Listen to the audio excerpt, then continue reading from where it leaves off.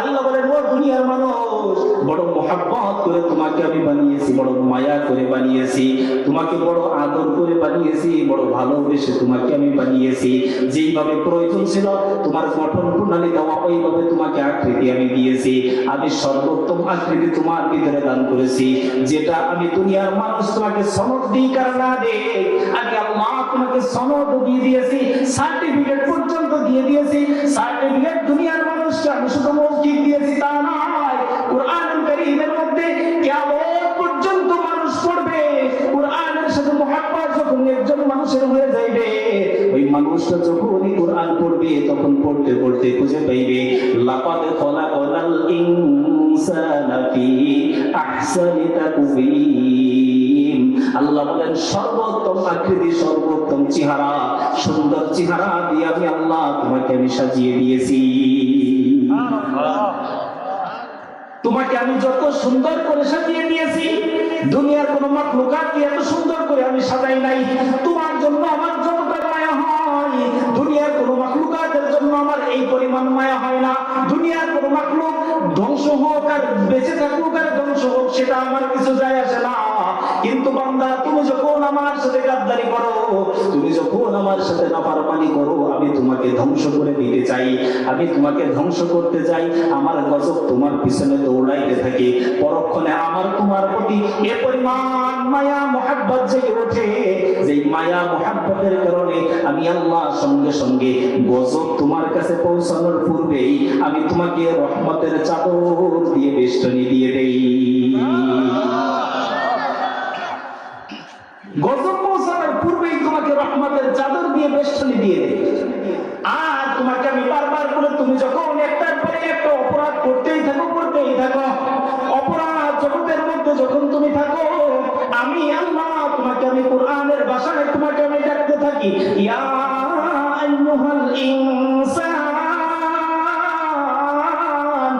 আমি আল্লাহ তোমাকে পিছন থেকে ডাকতে থাকি, হে মানুষ, মা গররাকা বিরাব্বিকাল কারীম, মহান রবের ব্যাপারে কি সে তোমাকে ধোঁকায় ফেলেছে। তুমি যখন নাফরমানি করো, নাফরমানি করলে আমি তোমাকে ডাকতে থাকি, হে মানুষ, তোমাকে কিসে দুনিয়ার জমিনে তুমি যে নাফরমানি করতেছো, কোন জিনিস তোমাকে ধোঁকায় ফেলেছে? আমি রবের ব্যাপারে তোমাকে কোন জিনিস ধোঁকায় ফেলেছে? আল্লাযী খালাকাকা ফাসাওয়াকা ফাআদালাক।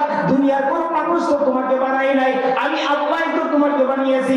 দুনিয়ার মানুষ তোমাকে সুঠাম দেহের বানাই নাই, আমি আল্লাহই তোমাকে সুঠাম দেহের করেছি। দুনিয়ার কোন মানুষ তোমাকে শোষণ করে নাই, পা থেকে মাথা পর্যন্ত যা কিছু দান করেছি সমস্ত সব কিছু তো আমি দান করেছি। এই জন্য তুমি যে নাফরমানি করো, এ মানুষ, আমার সাথে যে তুমি গাদ্দারি করো, কিসের দুকায় পড়ে আজকে তুমি এই নাফরমানি গুলা করতে থাকো? ও পর্দার অন্তরালের মা, তুমি যে আজকে পর্দায় বেপর্দায় চলাফেরা করো, তুমি কিসের কারণে আজকে তুমি আল্লাহর সাথে নাফরমানি করো?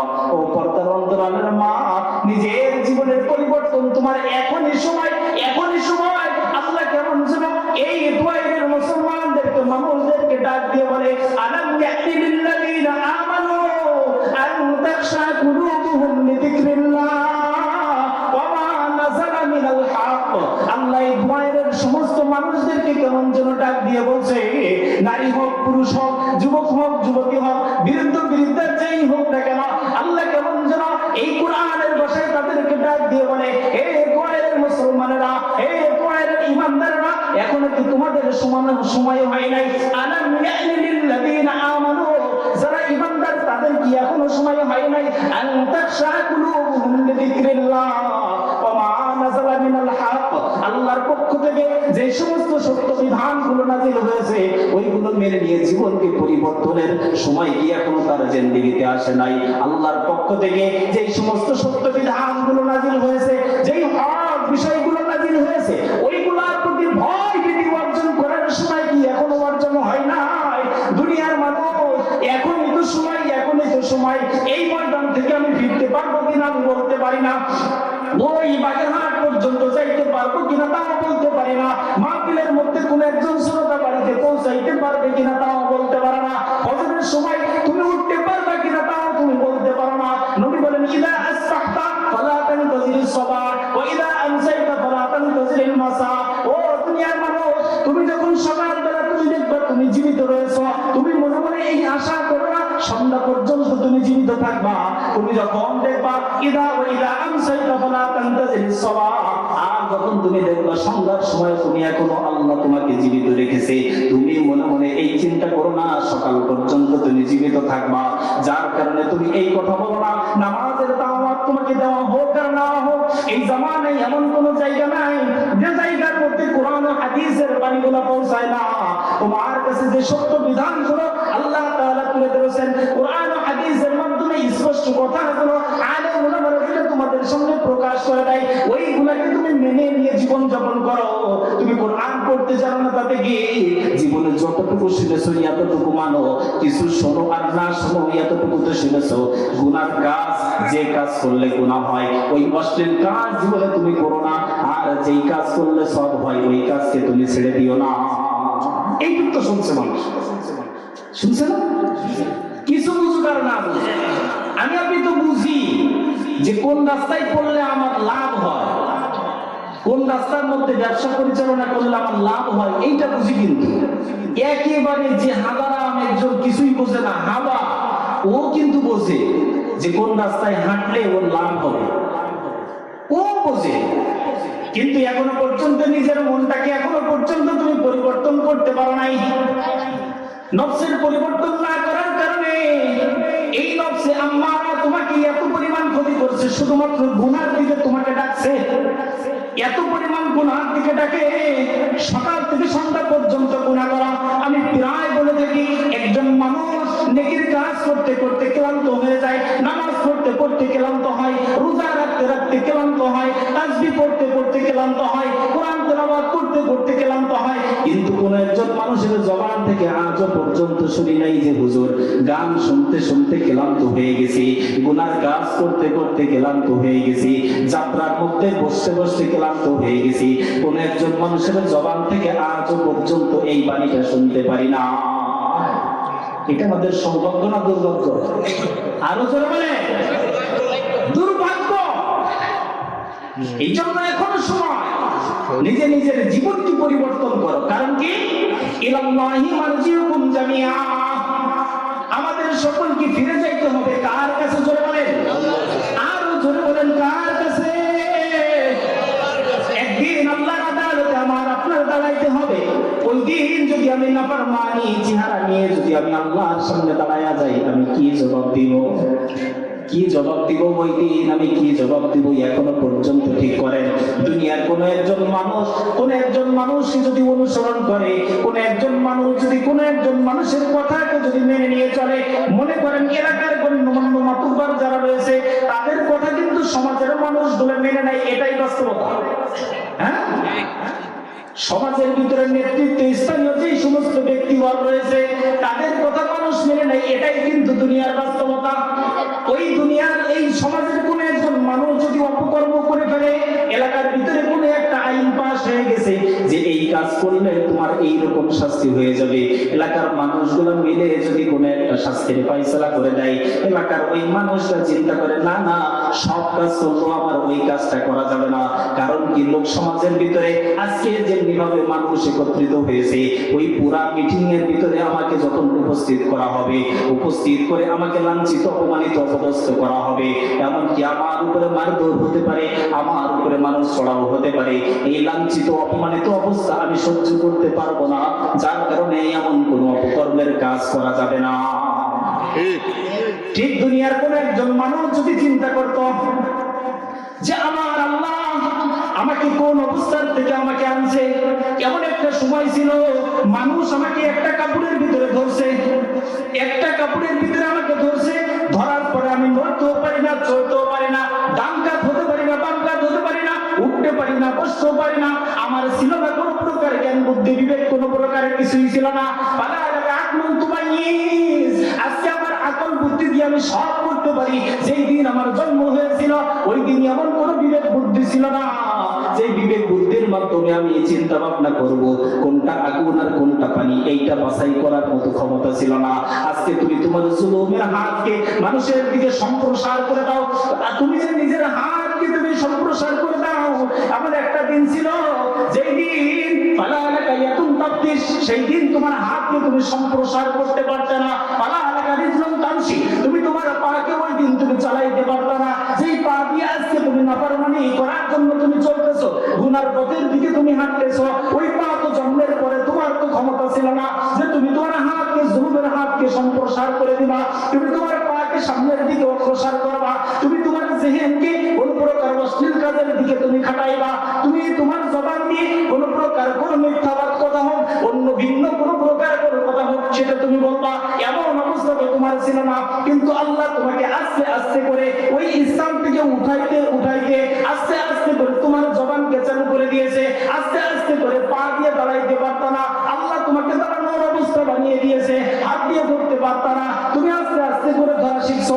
হয়তো বাপের হাত ধরো না হয় তুমি একটা লাঠি ধরে দাঁড়িয়ে পড়ো। এখন তুমি যখন বড় হয়ে গেলা, আল্লাহ বলেন এ মানুষ, মা গররাকা বিরাব্বিকাল কারীম, আমি তো তোমাকে ওই অবস্থা থেকে আনছি। এলাকার কোন নেতৃত্ব, স্থানীয় মানুষ তো তোমাকে এই ক্ষমতা দেয় নাই। তাহলে আমার থেকে আজকে তুমি কেমন এমন জুদা হয়ে গেলে, এমন ভাবে কেন তুমি আলাদা হয়ে গেলে? আমার থেকে তোমাকে কোন জিনিসে ঢুকাই ফেলেছে?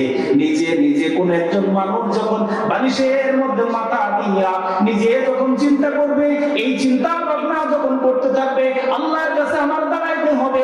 ওই মানুষের পক্ষে মানুষের সাথে পাটপাটি, চিটারি, ধোঁকাবাজি, বেঈমানি, বিশ্বাসঘাতকতা, প্রতারণা, এমন কোন অপকর্ম জিন্দেগিতে তার পক্ষে করাটা সম্ভব কোশ্চিন কালো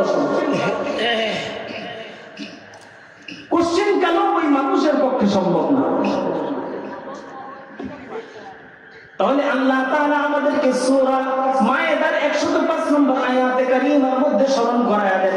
এক নম্বর হলো নিজের দায়িত্ব নিজেই গ্রহণ করতে হবে। এক নম্বর হলো নিজের নফসের আত্মশক্তি গ্রহণ করতে হবে। রাজি আছেন তো ইনশাআল্লাহ? বলেন তো? দুই নম্বর হলো আমাদের ফিরে যেতে হবে, বলেন তো কার কাছে? আল্লাহর কাছে। সব সময় চিন্তা করবেন, আপনি হাঁটবেন, চলবেন, উঠবেন, বসবেন, সবসময় চিন্তা করবেন, আল্লাহ রাত্রে ঘুমাইছি, সকালে যদি উঠতে না পারি, আল্লাহ এই যে ওযুর সাথে ঘুমায়া যায়, আল্লাহ তাহাজ্জুদের নিয়ত করে ঘুমাবেন, তাহাজ্জুদ উঠতে পারেন আর না পারেন, আল্লাহ আপনার আমলনামায় তাহাজ্জুদের সব দিয়ে দিবেন। নিয়ত করতে পারবেন না? বলেন তো আমাদের উপরে নামাজ ফরজ হয়েছিল কয় ওয়াক্ত? সর্বপ্রথম ছিল কয় ওয়াক্ত? এখন পড়ি কয় ওয়াক্ত? আল্লাহ কি আমাদেরকে 50 ওয়াক্তের জায়গায় এখন কি 5 ওয়াক্ত পড়ার কারণে 5 ওয়াক্তের সব দেয় নাকি 50 ওয়াক্তের? বিশ্বাস আছে? নবী আমার মলিন হয়ে গেছে চেহারাটা, যখন মলিন হয়ে গেছে, কমাইতে কমাইতে যখন নিচে নামায় আসছে, চেহারা মলিন হয়ে গেছে, আল্লাহ ডাক দিয়ে বলে, বন্ধু আমার চেহারা মলিন করবেন না, আপনার মুখের ভিতরে এই যে কষ্টের ছাপ আমি বরদাস্ত করতে পারি না। দুনিয়ার জমিনে আপনার কোন উম্মত যখন 5 ওয়াক্ত নামাজ আদায় করবে, আমি আল্লাহ তার আমলনামার ভিতরে 50 ওয়াক্তের সওয়াব দিয়ে দিব। পড়বেন তো? সব থেকে অবহেলিত একটা ওয়াক্ত আছে ফজরের নামাজ। কোন নামাজ? জোহরে কিছু মুসল্লি পাওয়া যায়, আসরও পাওয়া যায়, মাগরিব, ইশা, 4 ওয়াক্তে কিছু কিছু পাওয়া যায়। যেহেতু আমিও নামাজ পড়াই, প্রতিষ্ঠান চালাই, পাশাপাশি নামাজ পড়াই, কিন্তু ফজরের সময় আসলে একেবারে বিরুদ্ধ বিরুদ্ধ দুই একটা মুসল্লি ছাড়া পাওয়া বড় কষ্ট। অযুবক ভাই, নিজেকে প্রশ্ন করো, ওই মানুষটা তুমি মনে করছো আমার সময় এখনো বাকি রয়েছে? না না, একটা মোবাইলের ওয়ারেন্টি আছে, গ্যারান্টি আছে, একটা মোবাইলের ওয়ারেন্টি গ্যারান্টি রয়েছে, একটা মাউথেরও গ্যারান্টি রয়েছে, একটা তারেরও ওয়ারেন্টি গ্যারান্টি থাকে। কিন্তু তোমার হায়াতটা এমন একটা বিষয় যেই জায়গার মধ্যে আল্লাহ তাআলা কোনো ওয়ারেন্টিও দেয় নাই, গ্যারান্টি দিছে না। আছে? মরার সময় আসার একটা সিরিয়াল রয়েছে, যাওয়ার কোনো সিরিয়াল নাই। এই কিছুদিনের ব্যবধানে কয়েক মাসের মধ্যে শুধুমাত্র দেখলাম এমন কোন রাত নাই যে এই রাতের মধ্যে দেখা হয় না, এমন কোন রাত নাই যে দিন দেখি না বড় বড় কোনো দুর্ঘটনা। এই যে ঘন কুয়াশার মধ্যে গত 2 দিন আগে একই সাথে 7-7টা গাড়ি অ্যাক্সিডেন্ট করছে। হায়াতের কোনো ওয়ারেন্টি গ্যারান্টি নাই। ওর মধ্যে আমি আপনি থাকতে পারতাম কি পারতাম না? আল্লাহ আমাকে হেফাজত করছে। এই জন্য নিজের সংশোধন করেন। 2 নম্বর চিন্তা ভাবনা করেন, আল্লাহর দিকে আমার ফিরে যেতে হবে। 3 নম্বর হলো আল্লাহ তাআলা দুনিয়ার মানুষকে আবার স্মরণ করে দেয়, আয়ুনাব্বিউকুম বিমা কুনতুম তা'মালুন। আল্লাহ দুনিয়ার মানুষকে আয়াতের মধ্যে স্মরণ করায় দিলেন প্রথম নিজের পরিবর্তন।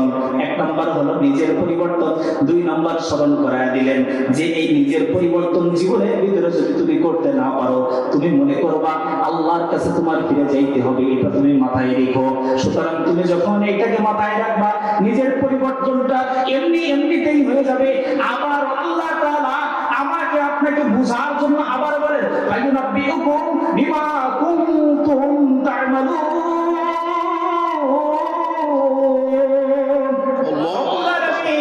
দুনিয়ার মানুষকে আবার স্মরণ করায় দেয়, তুমি যা করছো সমস্ত সব কিছুর খবর, যেই দিন তুমি আমার কাছে ফিরে আসবা, ওই দিন সমস্ত সব কিছুর খবর আমি তোমাকে দিয়ে দিব। জানাই দিব বিমা কুনতুম তা'মালুন, যে আমলগুলো তুমি করেছো। তুমি তোমার জিন্দেগিতে যারা পরিমাণ জিন্দেগিতে যদি আমল করো, যারা পরিমাণ আমল যদি করো, ফামান ইয়ামাল মিসকালা যাররাতিন খায়রান ইয়ারা ওয়া মান ইয়ামাল মিসকালা যাররাতিন শাররান ইয়ারা। রব্বুল আলামিন দুনিয়ার মানুষকে জানায় দেয়, রে দুনিয়ার মানুষ, তুমি তোমার জীবনে যদি এক যাত্রা পরিমাণ কল্যাণকর কাজ করো, আমি আল্লাহ তোমাকে ওই খবরটা দিয়ে দিব। আমি আল্লাহ তোমাকে, তুমি তোমার জিন্দেগিতে এক যাত্রা পরিমাণ তুমি গুনার কাজ করবা, এই গুনার কাজের খবরটাও তোমাকে আমি জানিয়ে দিব। বরঞ্চ যেই দিন তোমার সামনে আমি জানিয়ে দিব, ওই দিন তুমি দেখবা সব কিছু আমল নামাজ, ছোটটাও রয়েছে বড়টাও রয়েছে। যে ছোট ছোট অপরাধগুলো তুমি করেছিলে, পানির মধ্যে ডুবাইয়া ডুবাইয়া তুমি করেছিলে, যে অপরাধগুলো তুমি করেছিলে মনে করেছিলে মানুষ দেখে না, দুনিয়ার কেউ দেখুক আর না দেখুক, একজনের চোখ থেকে ফাঁকি দেওয়া যায় না। তিনি কে জোরে বলে? তিনি বলেন আল্লাহ। তার চোখ থেকে কেউ ফাঁকি দিতে পারে না। जो करता है तू सुख अहले जहां से, देखता है तुझे कोई आसमां से। তুমি অপরাধ করো, তোমার মা তোমাকে দেখে না। তুমি অপরাধ করো, তোমার বাবা তোমাকে দেখে না। তুমি অপরাধ করো, তোমার ভাই তোমাকে দেখে না। স্বামী অপরাধ করে, স্ত্রী দেখে না। স্ত্রী অপরাধ করে, স্বামী দেখে না। সবার চোখকে ফাঁকি দেওয়া যায়, কিন্তু আল্লাহ পাকের চোখ থেকে দুনিয়ার মানুষকেও ফাঁকি দিতে পারে না। তুমি করার সঙ্গে সঙ্গে, তুমি যেটাই করো না কেন, যত গোপন জায়গায় তুমি করো না কেন, সমস্ত রিপোর্ট আল্লাহর আদালতে যে দুইটা ফেরেশতা আমার কাছে রয়েছে, কিরামান কাতিবিন ইয়ালামুনা মা তাফআলুন, যে দুইজন সম্মানিত ফেরেশতা রয়েছে, নেকি লেখার জন্য একজন, বদি লেখার জন্য একজন। নেকি লিখতেওয়ালা ফেরেশতা সঙ্গে সঙ্গে নেকিটা লিখে ফেলে, আর গুনাহ লিখনেওয়ালা ফেরেশতা সঙ্গে সঙ্গে গুনাহটাও লিখে ফেলে। এই জন্য কোন একজন মানুষ আল্লাহ তাআলা উম্মতে মুহাম্মাদের জন্য স্পেশাল একটা সুযোগ রেখে দিয়েছে। অপরাধ করে ফেলেছে, অপরাধের পর আবার যখন ওই বান্দা নিজে গুনাহকে মাফ করানোর জন্য, নিজে আত্মশুদ্ধি অর্জন করার জন্য গুনাহের কথা স্মরণ করে করে ওই রাতের গুনাহগুলো, যত গুনাহ করেছিল, সারা রাত গুনাহ করেছিল, ইজা আল্লাহর নবী সাল্লাল্লাহু আলাইহি ওয়াসাল্লাম বলেন, দুনিয়ার কোন একজন মানুষ যখন সারা রাত ধরে গুনাহ করে, এই গুনাহ করার পর দিনের বেলা নিজের হাতকে নিজের হাতকে সম্পূর্ণ বিছায়া দেয়, নিজের হাতকে প্রসারিত করে দেয় আল্লাহর কাছে ক্ষমা চাওয়ার জন্য। আল্লাহ বুঝি নাই রাতের বেলা গুনাহ করে ফেলেছি, আল্লাহ তুমি আমাকে মাফ করে দাও। আল্লাহর কাছে অনুতপ্ত হইয়া নিজে ভবিষ্যতে আর করবো না এই চিন্তা ভাবনা করে যখন একজন মানুষ এই কথা স্বীকার করে, আল্লাহ তাআলা রাতে যত গুনাহ করেছে সব গুনাহগুলোকে মাফ করে দেয়। অনুরূপভাবে দিনের বেলা যত গুনাহ করেছে, রাতের বেলা যদি গভীর রজনীতে কেউ দেখে না, ওই সময় আবার যদি ডাক দিয়ে বলা যায়, আল্লাহ তুমি আমাকে মাফ করে দাও, আল্লাহ তাআলা দিনের সমস্ত গুনাহগুলোকে মাফ করে দেয়। ও তোয়াইয়ের মুসলমান, আজ জীবনে দেখা হবে কিনা জানি না, মনের কথাটুকু আপনাদেরকে বলে যাই, জীবনে যতদিন বাঁচবেন কোন পীর মাশায়েখের কাছে আমি যাওয়ার জন্য বলি না, নিজের থেকে চিন্তা ভাবনা করেন, কুরআন হাদিস অনুযায়ী নিজের জীবনটাকে পরিবর্তনের জন্য চিন্তা করেন। এক নম্বর হলো নিজের জীবনের আত্মশুদ্ধি করবেন, দুই নম্বর চিন্তা করবেন আমি যা কিছু করি না কেন ফিরে যাইতে হবে আল্লাহর কাছে, তিন নম্বর হলো আমি জীবনে যা কিছু করেছি না যা কিছু করেছি, যত গুনার কাজ করেছি আর যত নেকির কাজ করেছি সমস্ত সব সবকিছু আল্লাহ একদিন আমাকে জানায়া দিবে। স্মরণ রাখবো তো ইনশাআল্লাহ।